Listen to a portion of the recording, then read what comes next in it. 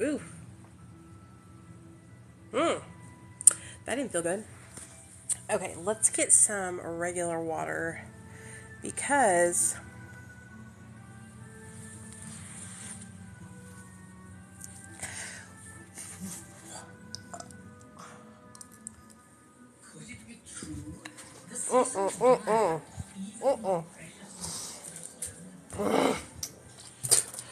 oh God. Y'all, I'm gagging for no reason. Okay. Uh,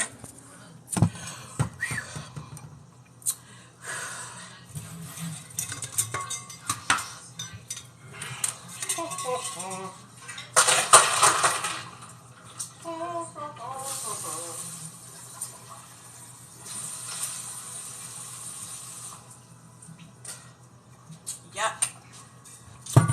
Woo.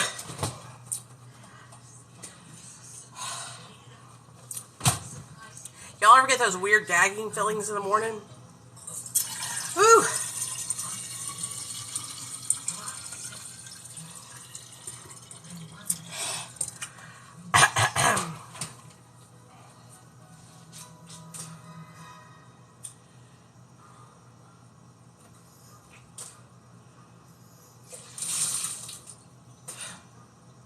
Well, that's why I was gagging. Because I need to throw up. I feel better now. Sorry about that, y'all. Ooh. It was like I kept getting this really weird feeling in my tummy. And I think it's because of the electrolyte drink I was drinking. I woke up this morning, and this has happened to me twice now, where when I add these energy electrolyte mixes into my water, it's making me throw up. Lord help me, Jesus. Am I pregnant? Am I pregnant, y'all? No, I'm just playing. I'm not pregnant. Okay, so for those of you guys that don't know, I started a podcast. I know, it just shot out of my mouth. I was like, bah. Anyway, let me get my tooth back in, because I thought it was my tooth making me gag because I have a partial, you know. And I was like, let me get this fucking tooth out of my mouth. And so I've been wearing it. It doesn't bother me ever, but I thought that might be it. No, I think it's the fucking water mix I'm using.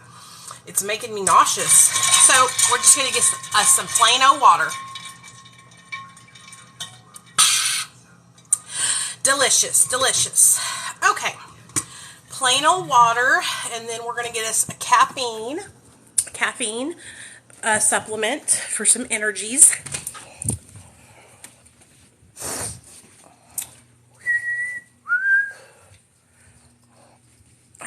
I ain't got no pants on over here. I've been cleaning since I woke up this morning. Woo! Yes, honey. Too much for my tummy this morning. Exactly. Okay. I'm okay, though, now. Okay, so I'm starting this new thing, you guys. So, hey, what's up, Bama?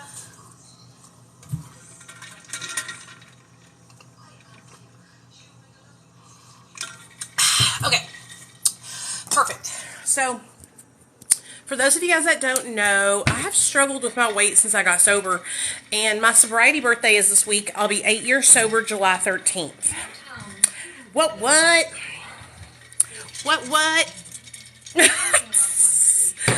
I'll have 8 years sober July 13th, motherfuckers. Let me put some pants on so I don't end up flashing my coochie at y'all.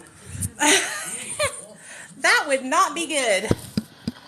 That would not be good. But yeah, so my sobriety birthday is July 13th. I'll have 8 years sober, and I'm going to be sharing my story on multiple platforms for my sobriety birthday. And one of those platforms is my podcast. So for those of you guys that don't know, about 2 months ago, I started a podcast called Accountability with Nicole. And it's all about like addiction, recovery, my story, and stuff that's going on in the recovery community. And I mean, I talk about everything on there. you know, and I have a great time doing it. Well, today I was online and I was able to monetize my podcast because I got over 1,000 viewers now. So whenever you are podcasting, if you want to get paid by like Spotify and people like that, you have to attract enough of people to listen, right? And so I hit my mark where I have attracted enough people to listen, so I can get paid now. Whee! Yeah, that's pretty awesome because I just started this podcast, y'all. And so now I'm going to go online and I'm going to buy a microwave. I'm going to buy me a microwave, y'all.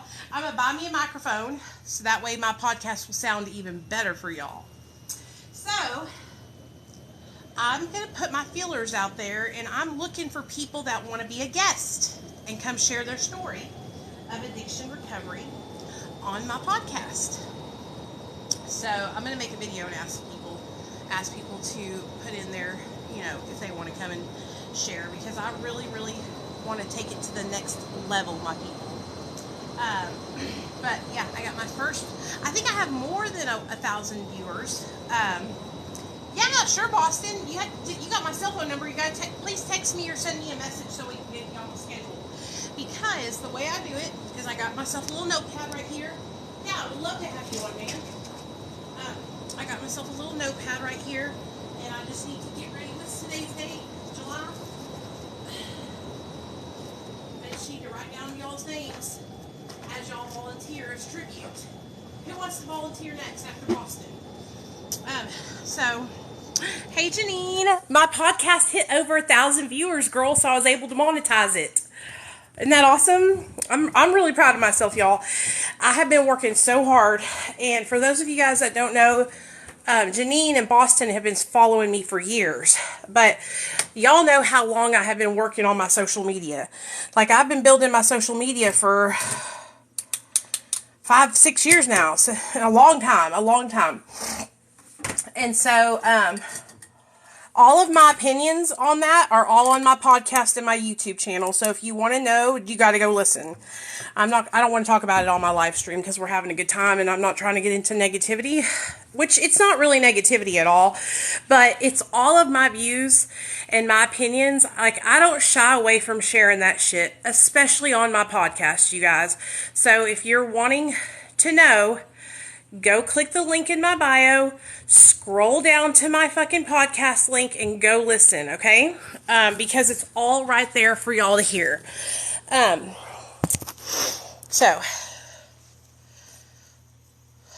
ain't going to Kensington, girl. You know I ain't going down there. And I'm not trying to be funny or anything. Like, I'm not, Jessica, I'm not trying to, like, be rude to you. Please don't take it like that. I have been so vocal about this. It's like, there's nothing more I can add to it. And it's all on that podcast. If I were you, I would go to the podcast episode that's labeled, I would scroll down, and there's a podcast that says cease and desist.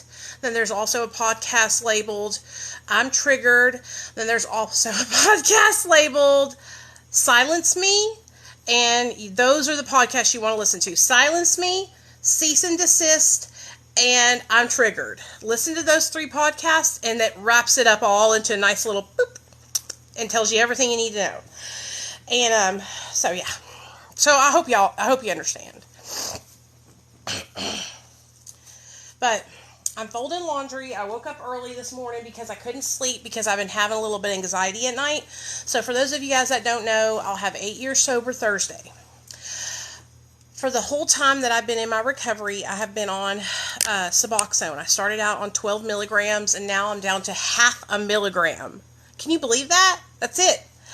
But I was also on Lexapro, and then I also got on Wellbutrin. So I was on Lexapro, Wellbutrin, and Suboxone. And for the last 90 days, I have been off of my mental health meds, you guys. And when I tell you, I feel better than I've ever felt in my whole entire life. I'm happier than I've ever been. I don't know how to explain it. I just feel better than I've ever felt in my whole entire life. Okay?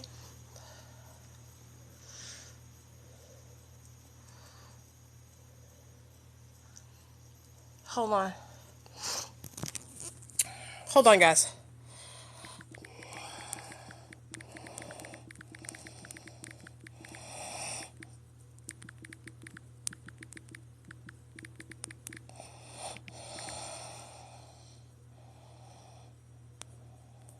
Okay, sorry, my boss was texting me, y'all.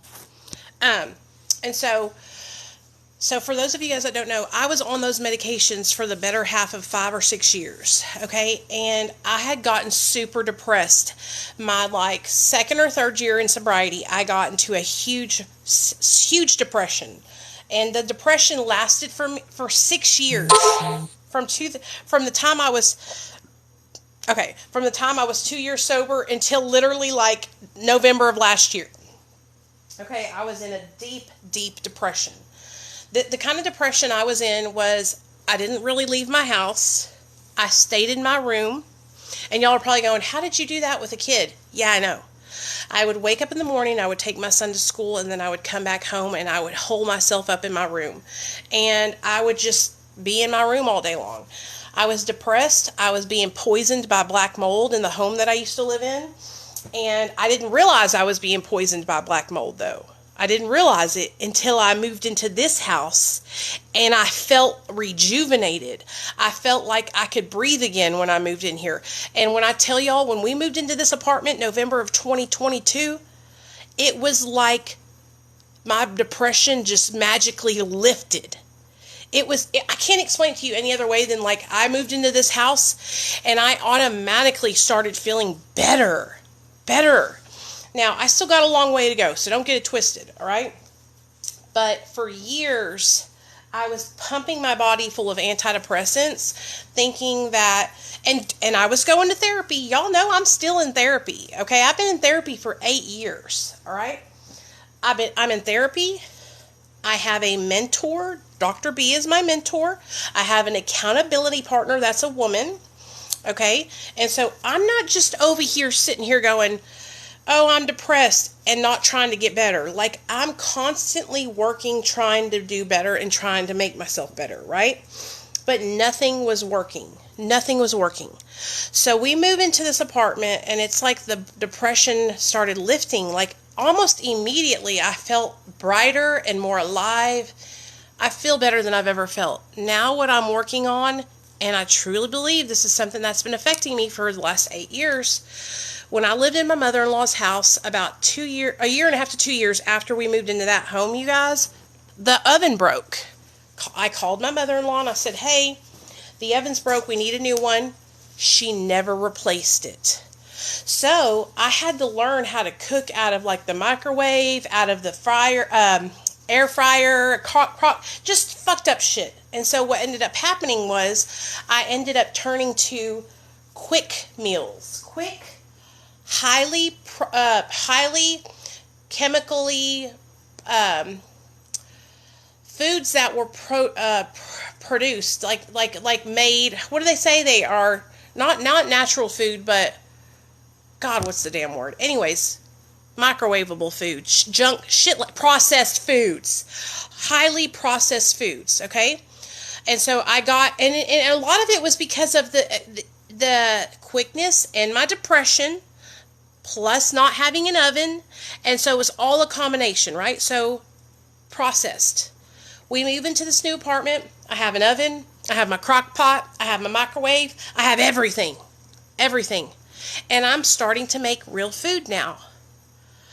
When I tell you guys, I made my son and my husband steak and chicken, and I baked squash yesterday. I baked potatoes. I baked Brussels sprouts. I baked onions. And I did all this fresh, right? And I'm telling you, I feel so much better just eating real food. It's so embarrassing. I can't believe I'm so emotional about this, but when you don't understand, no, a lot of y'all understand.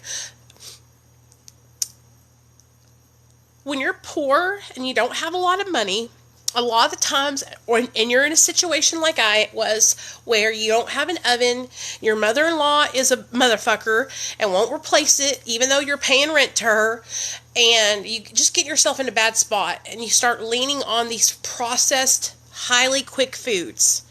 When I tell you guys, it added to my depression. It added to my depression, added to my weight gain, it added to my stomach issues.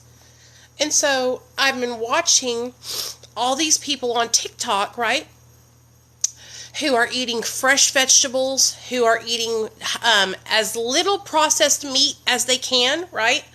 And I thought, you know what? I'm going to start doing that. I'm going to start making my food. Instead of reheating it, I'm going to start cooking something fresh every single time I eat food. Just in the week that I have been changing my diet to cooking it, when I tell you guys, I woke up this morning at 4 o'clock in the morning, ready to go, ready and reeling to go for the day. And my shits, I'm having regular shits. I'm not like blowing the toilet out with fucking diarrhea, and I'm not sitting there for 2 hours constipated. I'm having regular shits. And so you know what? I feel so guilty because that's what I've taught my son to eat, is this bullshit.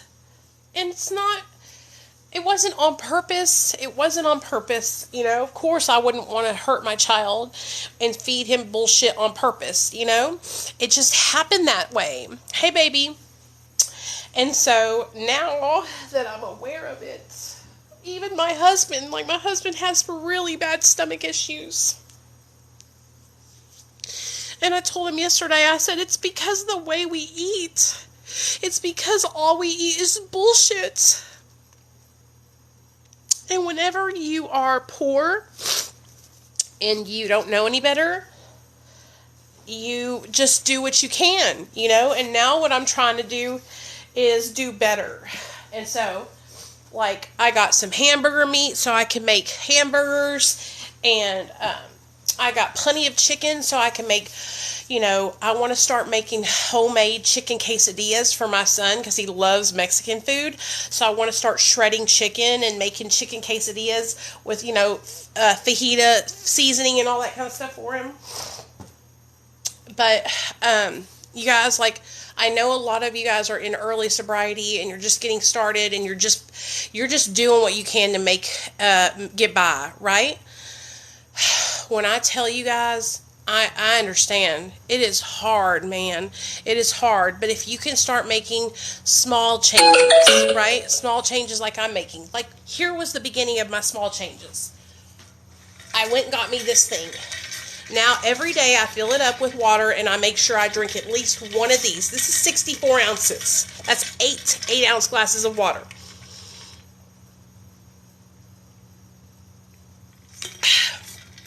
I carry that around with me all day long. That's a change. Okay? Now, like I told my husband, I said, you're banned. You are banned from getting groceries. Because my husband, let me tell y'all what he ordered on the grocery list. This is what he ordered.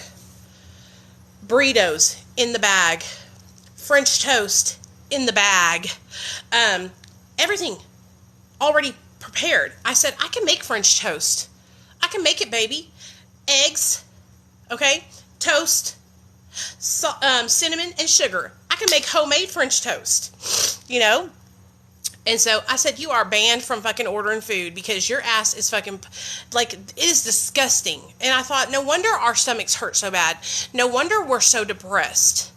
Because our body doesn't know what we're putting inside of it. So all of the signals in my gut that tell my brain and my gut is so fucked off because of the chemicals that I have been eating for so many years. And I know y'all are probably going, oh, Nicole, well, we shot dope for 20 years too. Y'all, I'm telling you, if you want to continue feeling like shit, eat like shit then. But if you want to start feeling better, start cooking your food, okay? Start preparing your food. And I'm not meaning that you can't eat good food, okay? Honey, baby, I have bacon every morning. I make myself a bacon sandwich every morning. I put bacon, some toast, and I get the best kind of bread I can get, like wheat bread and everything. And I toast me some toast. I put me a little butter, and I put my 4 pieces of fucking bacon on there. Bacon sandwich. And I eat that motherfucker, and it's delicious. I'm not saying that you can't eat, like, all the good stuff. I'm just saying, like, hey, Nate. I'm just saying, like, we gotta start, like, eating stuff that we cook. And so, anyways, if you're like me and you've struggled with your weight after getting sober, and you have some of the negative,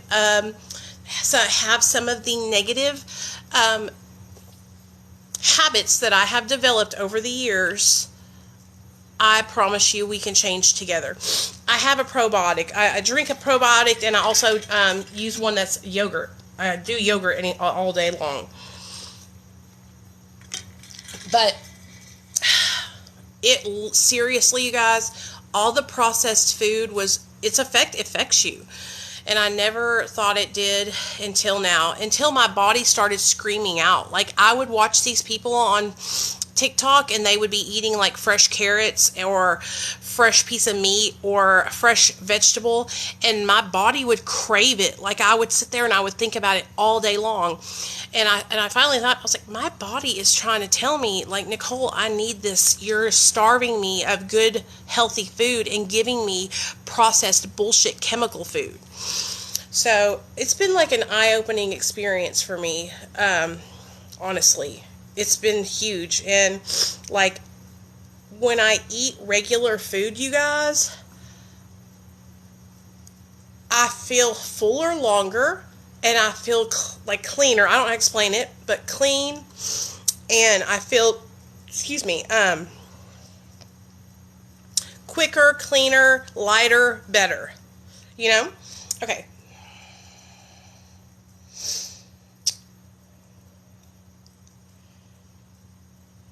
Oh, yay. Okay. My 8 years sober is this 13th, and not bloated. Yes, Steven, I'm not bloated. And so, anyways, it's just such a big thing for me, y'all, because I have struggled so much. I have struggled so much with my weight. You know what I mean? Hey, Allie. Hey, Jillian. I have struggled so much with my weight, and I haven't been able to really make any changes that have stuck. As in, like, losing a bunch of weight. I've lost 40 pounds. And if you guys watch my videos from my past, like, you can see it. Like, it's fucking evident that I've lost weight. I want to show y'all a video real fast so y'all can see how fucking shocking it is. To me, at least, I'm like, wow. Like, I feel like I look so different. Okay, here we go. Okay, this video right here. Yes, if you stop gabapentin abruptly after taking it for can we just point out, like, how much weight I've lost since that fucking video? Damn, I'm fine. No, I can just tell, not even just right here where my cheeks, like, I actually have a little bit of a, right there, you know? And I was like, holy shit, dude, I look different. I'm so proud of myself, man. And that has been a slow process. Like, I haven't dropped weight. It's taken me 3 years since I started TikTok in 2020. When I started TikTok in 2020, I was like 250 fucking pounds, y'all. Okay? 250 pounds. And for me, that's large and in charge, baby. Because I'm only 5'4", y'all. I'm a shorty. I'm short as fuck.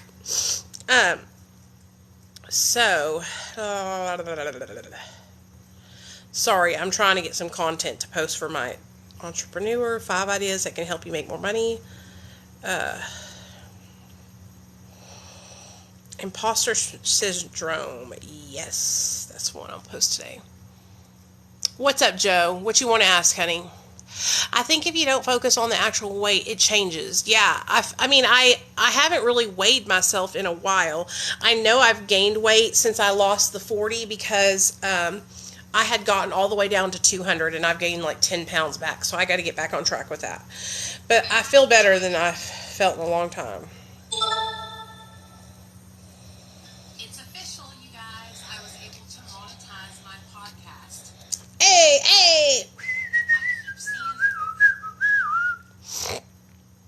Okay, let's go over here to Patrick's page and post this video for him.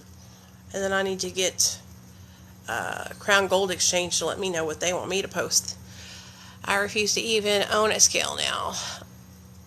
Oh, for your mental health? I understand why. You know, I'm going to tell you guys, like, my blood pressure, because of my overweightness, my blood pressure got skyrocketed. And I didn't really, the only way I knew my blood pressure was high was I was going to the dentist to get my tooth fixed. And I'm in the dentist office, and they didn't want to do the surgery because my blood pressure was so high. And I was like looking at them like, oh, am I going to die? And they're like, no, but you're like at stroke level. And I'm like, what? I feel fine. I felt fine. I couldn't even tell that I was having blood pressure issues. And so that's another thing that has kind of inspired me to make changes was, you know, my blood pressure was out of control. And I was like, oh my God, I'm going to literally have a heart attack and die and leave my son behind, you know? And so that started making me really, really scared, you know? And so for me, I was using food to escape reality, you know? I was using food when I was depressed. I was using food whenever I was excited and celebrating. And so that's what started fucking me up was I was using food like I used to use drugs. It's super easy to do, and it happens to a lot of people in recovery, where you start falling back on, you know, using food as a reward instead of as fuel. So now what I've been trying to do is change my relationship with food, and instead of using it as something that makes me feel better, I'm trying to use it to fuel my body. And the better fuel I choose, the better I feel. And I'm aware of that now. I was unaware of that for so long, you guys. I don't know if it was because I was just not thinking about it, or if it was just I just wasn't in a place to really process that. You know what I mean? I was struggling so badly with my mental health that I was doing good to just stay sober. Do you know what I'm saying? But now, bitch, now I'm taking control. You know, now I'm taking control. But I had to go through what I had to go through to get to where I'm at today. You know, I just wasn't in the headspace to be able to change any of this. And I'm too scared to try the weight loss meds, the Ozempic, because of my friend had a bad experience with it, and I just really worried that will happen to me. I'm worried I'll have a gallbladder issue, which I know that's probably a stupid thing to be scared of, but I'm like, I know I can do this on my own. I know I can. I've lost weight many times on my own, and by doing exactly what I'm doing now, which is changing what I eat and changing the things that I, you know, my behaviors and stuff. And the fact that I live in this new apartment and I have all my nice new stuff that I have, and like, I've worked hard for this, right? This gives me motivation to want to do it on my own. Like, I have the pool downstairs. I can just jump in the pool at any time, you know? And so, anyway, y'all know what I'm talking about. Let me post this video for somebody. Hold on.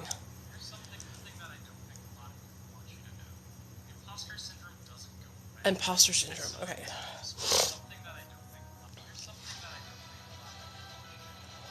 Imposter syndrome doesn't go away. As someone who experiences it. Oh, really? I used to take Saxenda, but oh, it made me so sick, y'all.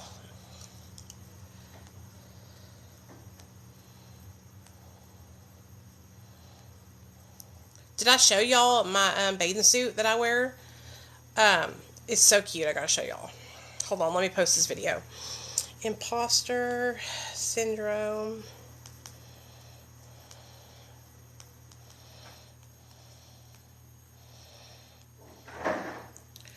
Oh yeah, oh yeah, oh yeah, oh yeah, oh yeah, oh yeah, oh yeah. Imposter.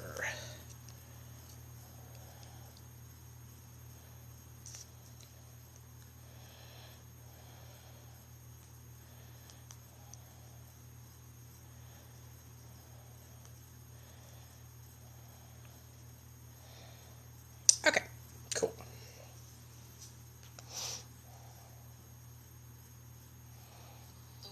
Yeah, so Saxenda it didn't make me sick when I ate. It just really made me sick.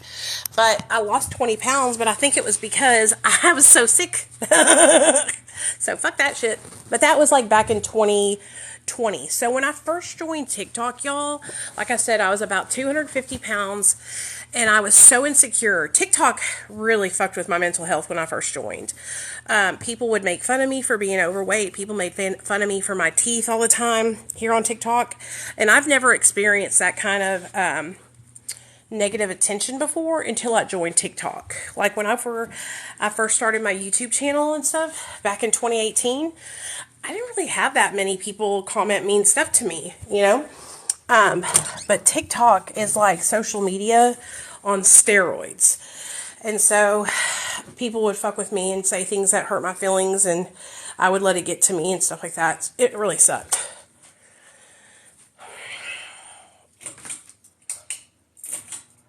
There we go.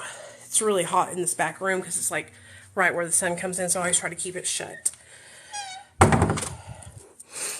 Hey, Sherry. Is that Sherry, my moderator from YouTube?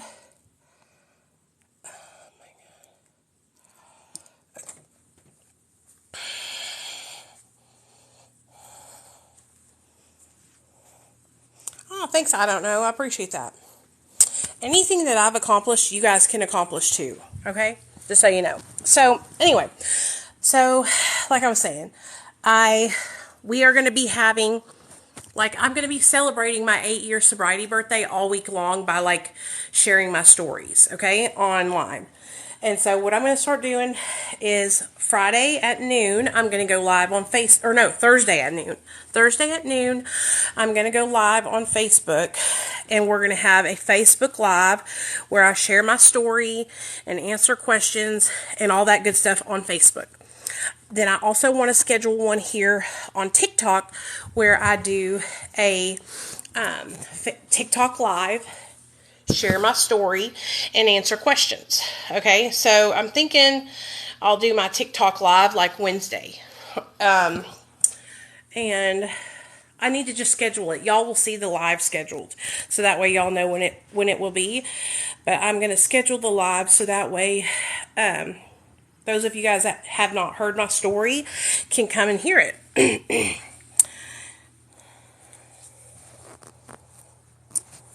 I think I have a pretty fucking inspirational story to tell, so I'm going to tell it to y'all.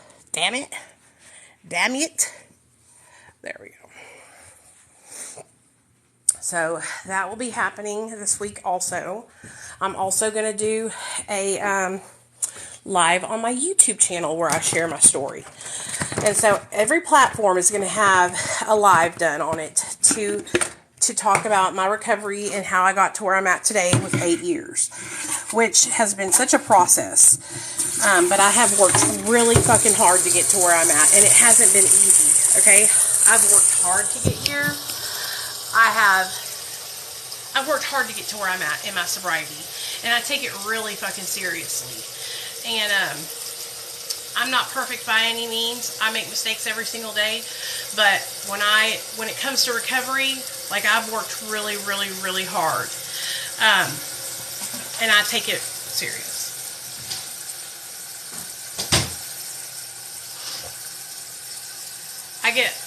I see some people here on TikTok who they try to talk bad about the recovery community online, like we're just like all these negative Nancys and we're just like these terrible people because we hold each other accountable and whatnot. And it's like, no, that's just your narrative that you're spinning because it fits what you want it to fit this week. You know, when the recovery community is supporting you and kissing your ass and buying your merch and subscribing to your YouTube channel, then you love the recovery community. Isn't that so crazy?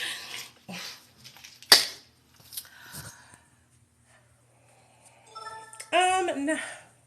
I don't have cravings all the time, no.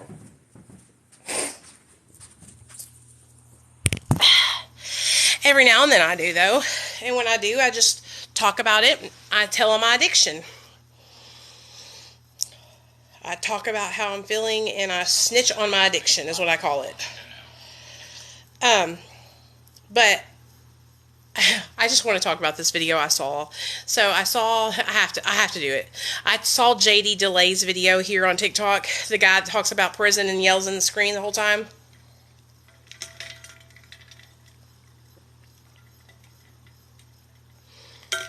Okay. And he's talking about the toxicity in the recovery community, right? And he's like, that's why I'm not, no, my guy, that's not why you don't make content about recovery. The reason why you don't make content about recovery is because it doesn't get clicks and views like talking about prison does. Like, come on, let's just keep it real. Let's keep it a buck, okay? Like, the reason why you don't make content about recovery is because recovery content doesn't go viral like prison content does, okay? Because addiction is stigmatized, all right? I can't stand it when I see somebody who's like, the recovery community online is amazing. It is amazing. And so it makes me sick when I see people like that who talk bullshit out the side of their neck. It's like, no, baby boy, that's not why you, the reason why you don't make content about recovery is because that don't pay the motherfucking bills. Okay? Okay. So, anyways, back to the subject at hand. You want to hear a story time, y'all? So I saw one of my plugs when I was out and about in my first 2 years of recovery, I think. Oh, honey, when I tell you, it freaked me the fuck out, because the minute I saw him, he was like, hey, girl, like waving me over. Hey, girl, what's up? And I remember putting my hand out like this. I was like, I'm sober as a judge. You know what I mean? Like, why are you calling me? Why are you waving me over? And I knew that he knew that I was sober. Do you know what I'm saying? I knew he knew I was sober. But he was just didn't care. He didn't care, and he was like trying to get my attention. Probably trying to get me to buy some more drugs. And I was like, nope, not going to do it. Not going to happen today. Hey, Cece, what's up?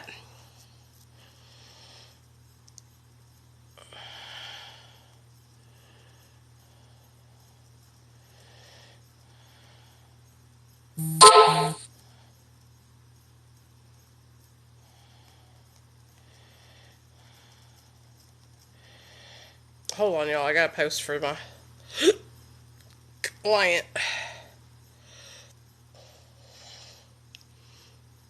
What made me start doing drugs? Well, I was young, dumb, and I was young. Nothing made me start doing drugs. I was very young. I was struggling with an eating disorder and mental health, and I started using substances as a way to lose weight. So I was probably like 17 years old, 16 and a half, 17 years old, and I started taking phentermine. My doctor prescribed it to me. Hey, Nellie. No, I haven't. Have you messaged me? When did you message me, baby? So that's when I started using substances as a way to like combat my weight, and it just got out of control. But it didn't get out of control right away. So I was taking phentermine as prescribed. I had already been, oh no, I haven't checked them, baby. I had already been starving myself, okay? I had been starving myself, and I had been on a downward spiral with an eating disorder. I struggled with, well, I was starving myself. Heavy restriction, okay? Heavy restriction. I would drink a Diet Coke, and I would eat a piece of a fucking candy bar. Like, I was restricting the fuck out of my food intake. And I wasn't even fat, you guys. God, this is what makes me so mad when I tell a story. I wasn't even fat, man. I was so beautiful and so perfect in every way. Like, I'll show y'all a picture in just a second. Let me post this video for this client, and then I can share with you guys how crazy my mind was, because my mind saw a 300-pound woman looking back at me when I was like 140 pounds, okay? And absolutely stunning, okay?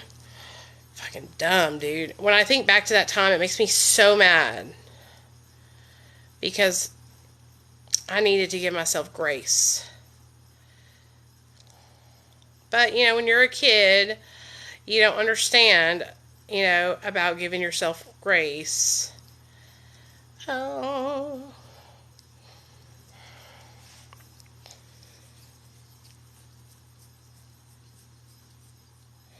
So let me show you. Hey, Marie. Let me show y'all what I mean. Because when I tell y'all, like I said, I still beat myself up about it. Because, like, when I was younger, I'm old now. I'm an older woman now. And I think I'm beautiful now. And I tell myself I'm beautiful now. I appreciate my body now. And I wish I had when I was younger. Because I was stunning, dude. I was a beautiful, beautiful girl. So, where's that damn picture at of our family? So, this is a picture of my whole family when I was like 17 years old. I'm in the pink sweater. Okay? Does that look like, do I look like I'm overweight in any way in that fucking picture? Okay? Okay. Now, let me show you guys. Look at how young Paco was, y'all. If y'all know my dog, it's Paco the sober dog. And look at my boo. That's him when he was a baby. Anyway, Paco. Oh, no, man. Anyways, I am Mexican and Italian. My mom's Mexican and my dad's Italian. Let me see if I can find what I want to show y'all.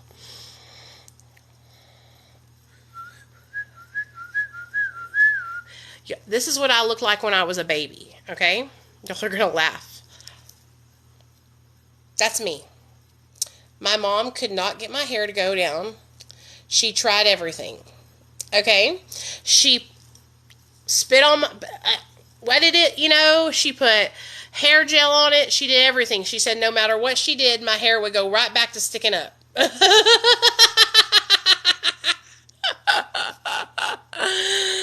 So she said... She was so upset because she could not get my hair to go down. But anyways, I think it's cute. I think it adds personality.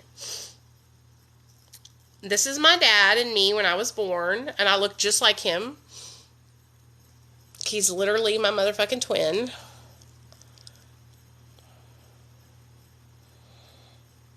So, okay. Yeah, me and my dad are Twinkies. That's him now. That's a more recent picture.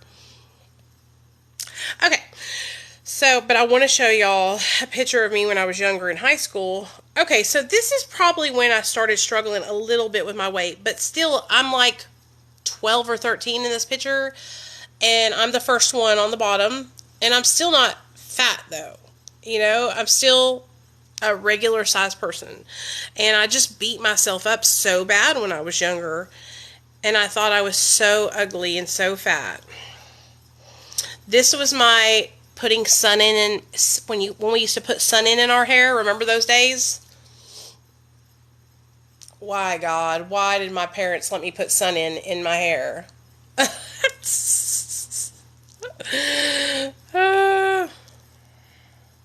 guess I haven't showed y'all a picture of my mom. This is my mommy.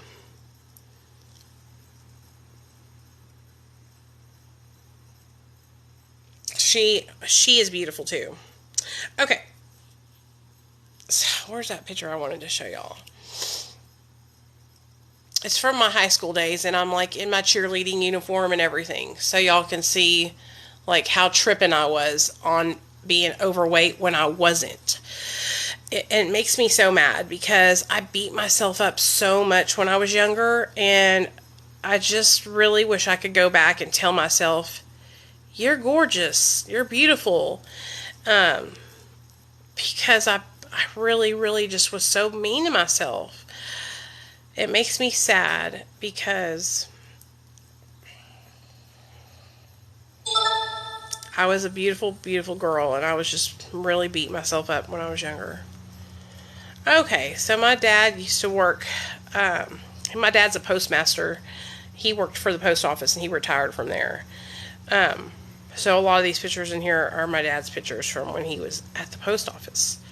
Here's a picture. Okay, here's a good picture of me and Dad. This is my senior year. Okay, I made homecoming, and so my dad took me to the homecoming dance, or homecoming. He walked me across the field it was football homecoming. And so I still wasn't fat, you know, and that's my senior year. That's after I started smoking the ganja, okay? That was one of the things that when I gained weight because I was smoking the ganja, okay? Oh, here we go. Here's a picture of me in my cheerleading uniform, okay? Can't even see that? There we go. And so look at that. There's not a shredded chunk on there. Not a shred. So anyways, I'm just trying to tell y'all all this because I was beating myself up. That's me when I had Nate too. Look at Nate. Aww, my little chunky monkey. I told y'all when Nate was born, his head was perfectly round. Let me show y'all. So a lot of people always ask me, because I share about how I used drugs during my pregnancy, a lot of people always ask me if my son was messed up or if there was anything wrong with him. And I'm not trying to say this because I'm proud of it, but no, my son was perfect in every single way. Every single way. Perfect little round head too. This is him.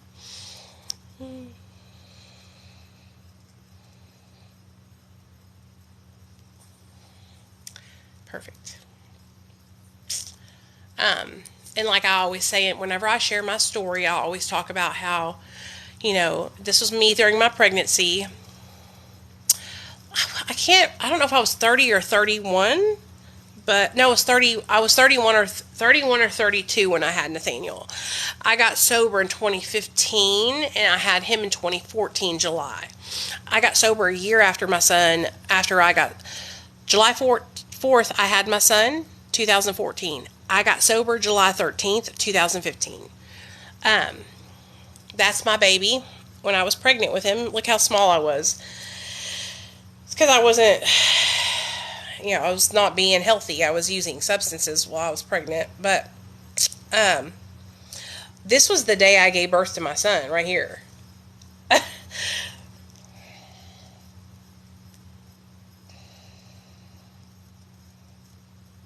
Nate was perfect in every way.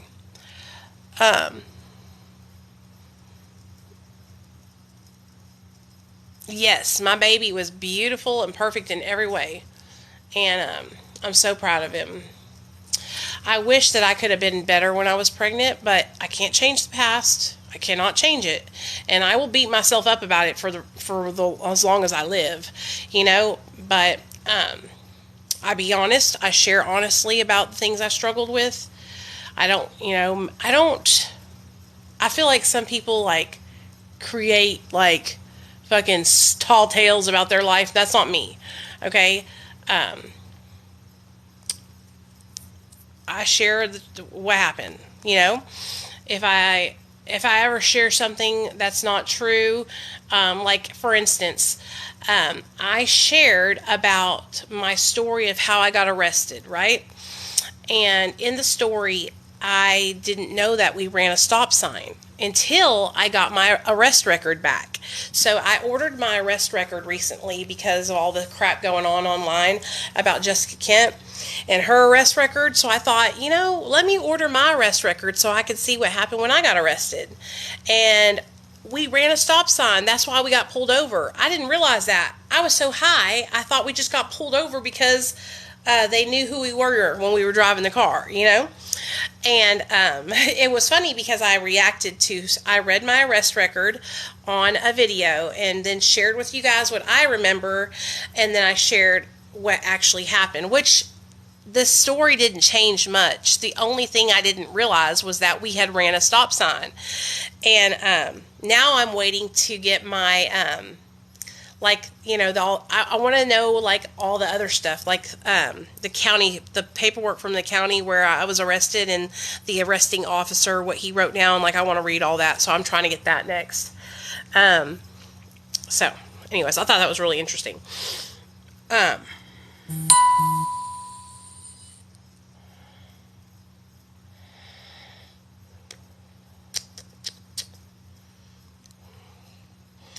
Yeah, so that's what inspired me to get all my... Oh, here's another picture of me when I was in high school. Those are my 3 best friends: Sonia, Nikki, and Miranda. And that's me in the middle. I mean, tell me, some of y'all would have been like, hey girl, can you be mine? I already know. Because that right there is a fine ass woman.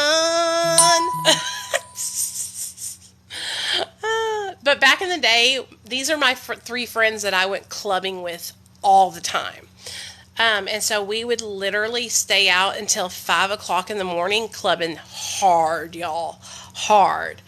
I'm talking dancing the night away.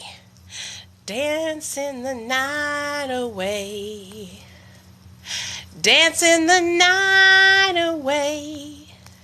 I loved to dance. That was one of my favorite pastimes, was dancing and clubbing. Clubbing, baby.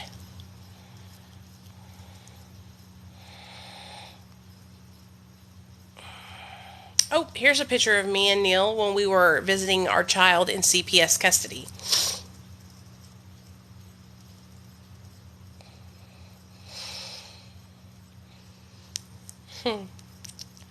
My husband's such a good guy. This is me when I was visiting Nate at the CPS place. Pissed me off, when they would make us visit there in that fucking room, and it sucked, man. But that's okay, because I got him back. This is me, my dad, and my son. Look at all of us looking all alike and shit. Twins, triplets. Tell me my son doesn't look like my dad and me. He's like our little twin. Our genes are strong as fuck. Hell yeah, Marie. I had the best time when I was younger. I'm not going to lie to you guys. Like, I enjoyed getting high. I did it because I liked the way it made me feel. In high school, I was just, doing alcohol and weed and cocaine mainly. But my senior year is when I really started to get fucked up on drugs and started using methamphetamine. And so it was a bad deal altogether. Oh, here's me and my mama and my dad. This is a good picture of what we all look like now. For those of you guys that are interested, because I love looking at pictures. My dad is like 67, I think, now. So he's getting older. And then this is our whole family. My sister Christine is a lesbian, so she's married to a woman. And then my sister Michelle is with Andrew, and then me and Neil and Nate are there on the end.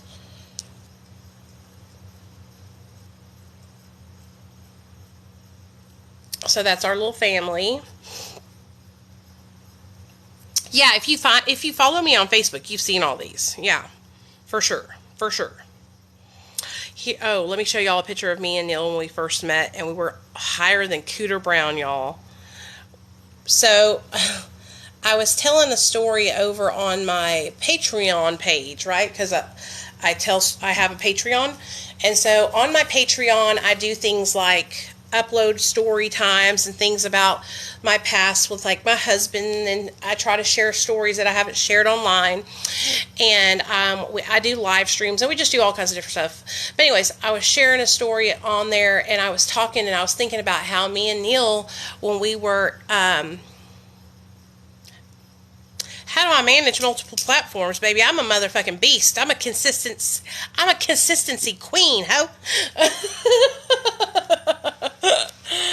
But honestly, I just really work hard because it's something that's important to me, And so it's important to me to build my platforms. It's part of my job also for where I work at. I do it for other people. So, but before I started working and doing it for other people, the only platforms I had was YouTube. That's really all. And then in 2019, I started working with Dr. B and Austin. And Austin, my boss, taught me that I needed to get on all platforms. And so the way that I do it, and it's really easy if any of y'all are wanting to know, is I make content on TikTok or Instagram, and then I download that content and I repurpose it across all my platforms. So I'm constantly like posting. I post anywhere from 1 to 5 videos a day on multiple platforms. Yeah, I still work for Dr. B. And I just, like I said, I repurpose my content, but like things like my live streams, I do a live stream on YouTube almost daily, TikTok not daily, once a week, maybe twice a week. I used to do it daily on TikTok. Facebook, I got to get back on that because I haven't been going live, but I'm going to do a live Thursday at noon. And Instagram, I've never went live over there, but I just try to make sure I stay consistent with uploading content because, I mean, it's important to me. I like to share my story. I like to help other people get sober. And I started out just doing it because I enjoyed helping others and I needed support. And it kind of turned into a job, you know. But I've been working for Dr. B since, like I said, the end of 2019, and I love my job, and I'm able to, you know, help people and do all the things that I do, and it's an amazing experience, and it helps me stay sober as well, you know. But my main source of income is my job that I do in mental health, in social media account management. So the way I'm able to stay consistent with my own social media is because I'm managing other people's social media as well. Okay, so like right now, I'm posting for a therapist. Okay, this therapist is also in recovery, but I'm posting for his page right now, and so while I'm posting for his page, I'm thinking about what I'm going to post for that day. So it's really easy because I'm already doing it for the clients that my boss is representing. So my boss is a digital marketer, and he created our company, and so I am one of the account managers for that company. So that's how it's really kind of goes with my job, you know. But it is hard, and you got to stick with it. It's not something easy. Not everybody can do it. I mean, anybody can do it, but not everybody can stay consistent.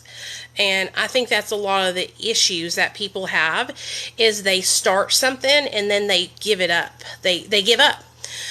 If with social media, especially how my social media growth has been, I have not grown fast.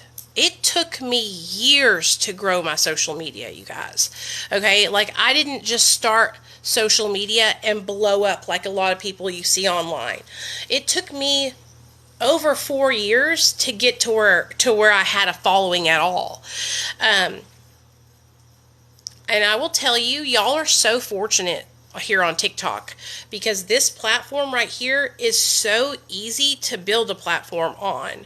Hey Anna, if you can build your platform here and then funnel those people to your other platforms, I highly suggest it.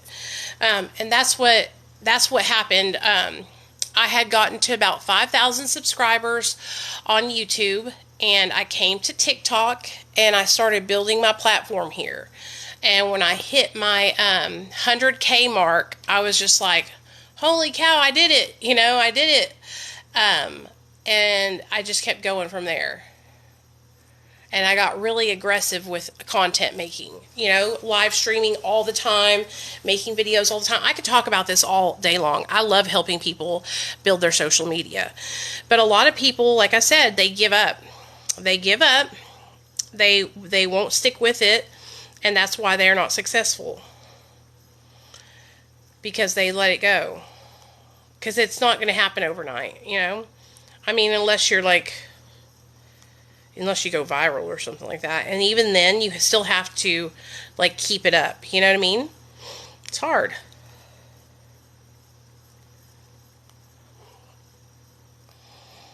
But this week is going to, y'all are going to see, I'm going to be overtime on my platforms this week. Because I am going to be posting, like I said, content for my sober birthday.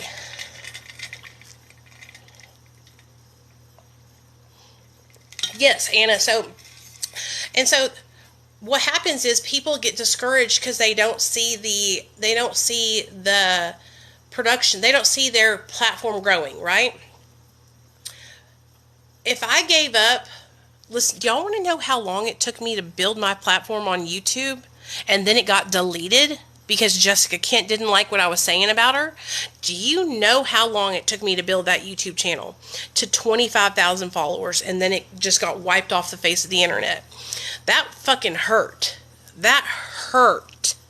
Okay? But you know what? That's okay, because I'm building a new one, and we're about to hit 3,000 subscribers on that one. But I worked hard to build that channel. It took me over 5 years. And so to come back and to see it all down the drain because somebody got their butt hurt and didn't like what you were saying about them, that fucking shit pissed me off so bad. Y'all have no idea. Y'all have no fucking idea. But I could have given up then. You know, I could have given up and said I'm never going to do YouTube again. But I didn't. I fucking gritted my teeth, got back on track, and kept making content.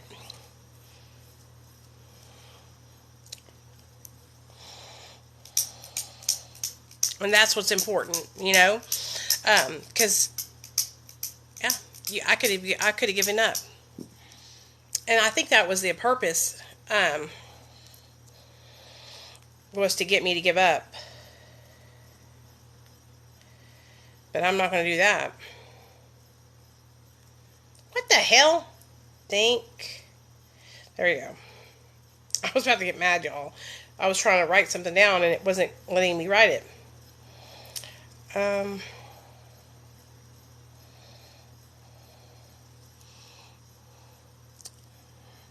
Hey, Laura. Thanks, Terpy.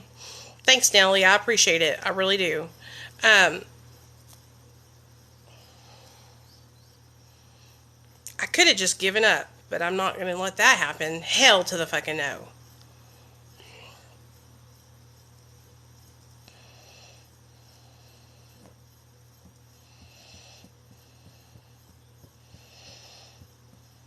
Oh, I didn't read it.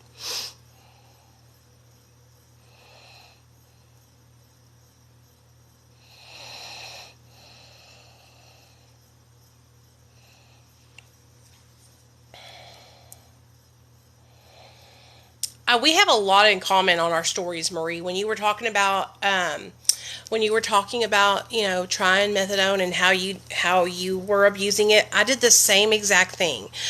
And I can't even say that I really even gave methadone a fair try. I was taking my husband's, you know, I was being slick with it, honey.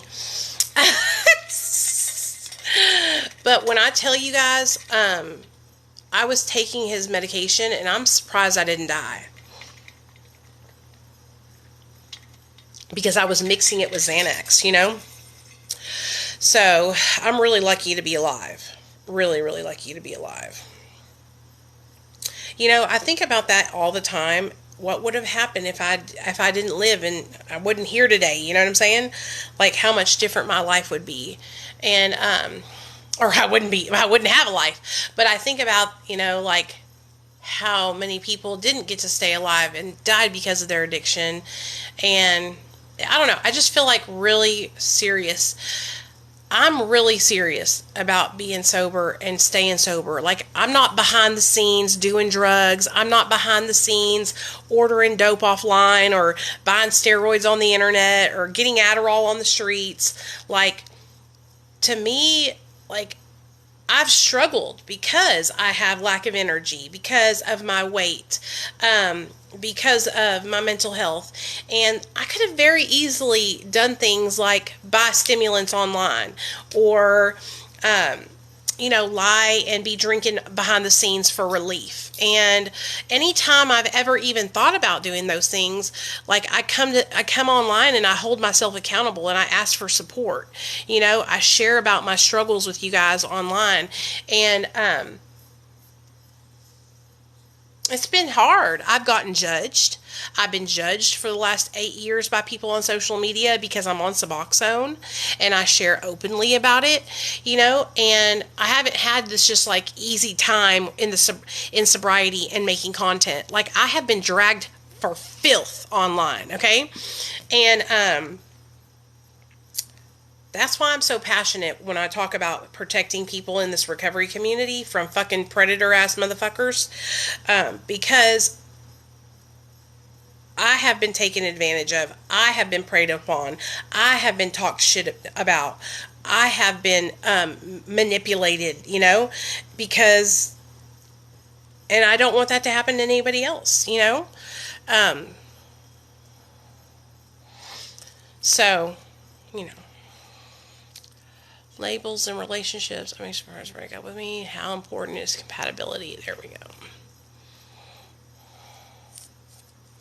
When I first came online, one of the main things that people made fun of me for was because I was on subs. People fucking made fun of me for it. People in the recovery community made fun of me. This was back in 2016. In 2016, on my 1 year sober, I tried to make a social media debut. Okay, and I came to to Facebook because I had been following so many people in the recovery community online, and I looked up to these people on Facebook, right? And I started trying to share my story, and they fucking made fun of me. Told me I had no business sharing my story. If I was on Suboxone, I might as well go be doing heroin. And it was devastating. That's why I started my YouTube channel, because I wanted to find other people who were like me, who were on Suboxone, who were serious about sobriety. Because don't get me wrong, like, you can still run into people on subs who are selling their Suboxone, who are overtaking their Suboxone and doing all the dumb shit they're not supposed to do, which we all struggle with dumb shit. I'm not shaming nobody. I'm just saying. And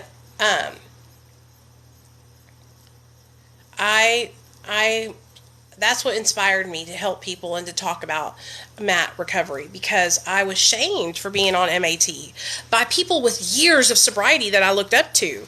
It was fucking devastating, dude. But anyways, I need to go wash my ass, y'all. I folded my laundry with y'all. Let me show y'all. Yay! So I need to go wash my ass, and then I'm going to go live on my YouTube channel because I told them I would, and do my makeup. So I just wanted to come on here and chit chat with y'all for a little bit. And if you would like to be a guest on my podcast and my YouTube channel, please send me a DM so I can get you scheduled to come tell your story, okay?